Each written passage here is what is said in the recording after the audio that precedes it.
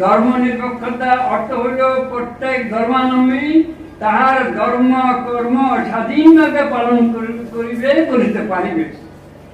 এক ধর্মাবলম্বী অন্য ধর্মাবলম্বী কোন রকম কটূক্তি ব্যঙ্গোক্তি না করিলে শাস্তিযোগ্য অপরাধ।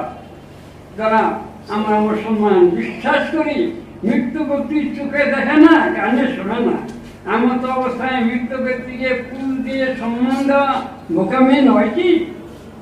মৃত্যু ব্যক্তিকে সম্মান দেখানোর প্রয়োজন নেই, বরং মৃত্যু ব্যক্তির পরকালীন জীবনে যাতে শান্তি পায় সেই ব্যবস্থা করা দরকার। কাজেই সেই কিছু করুন যাতে মৃত্যু ব্যক্তির আত্মা শান্তি পায়, তাই মাথারে ফুল দেওয়া বন্ধ করুন।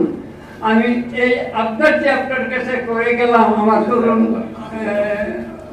ভাইদের কাছে। আস্তে আস্তে সমাজে এইসব সংস্কার করুন, সমাজ সংগঠন করুন। আল্লাহ আপনাদের তৌফিক দেয়, হায়াত দেয়, ক্ষমতা দেয়। আস্তে আস্তে সমাজে এইরকম অনেক কিছু বেদাতি কর্মকাণ্ড আছে, আর এগুলিকে রোহিত করার জন্য আপনারা কথা বলুন।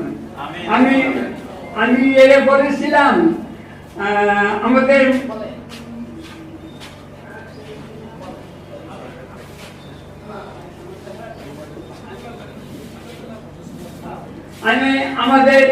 আহলে হাদিস আন্দোলনের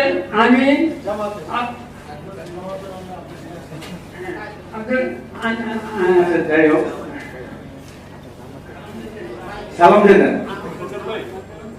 আমরা আরেকদিন আপনার কাছ থেকে শুনবো মহতারাম। আমি নাম এই মুহূর্তে ভুলে গেছি।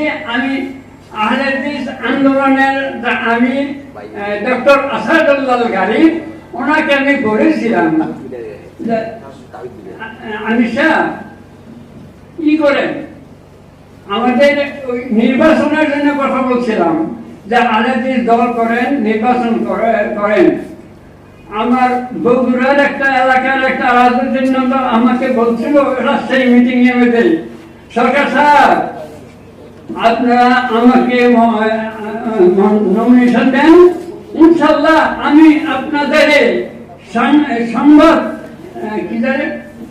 সংসদ সদস্য উপহার দেব। কত খুশির কথা ছিল। কিন্তু ওনাকে বললাম, আমি সাহেবকে বললাম করেন, চলেন, দেই না দেখি কেমন হয়। আজকে আপনারা বক্তৃতা করেন, শুধু আহলে হাদিস আলাদা করেন। এই যে সমাজের কুসংস্কার, এইগুলি তো যারা গিয়া আমাদের আহলে হাদিস নন তাদের এলাকাতে আপনারা কোনো মিটিং করেন না। কাজেই এমন একটা কিছু করেন যেন আমরা সবখানে কথা বলতে পারি।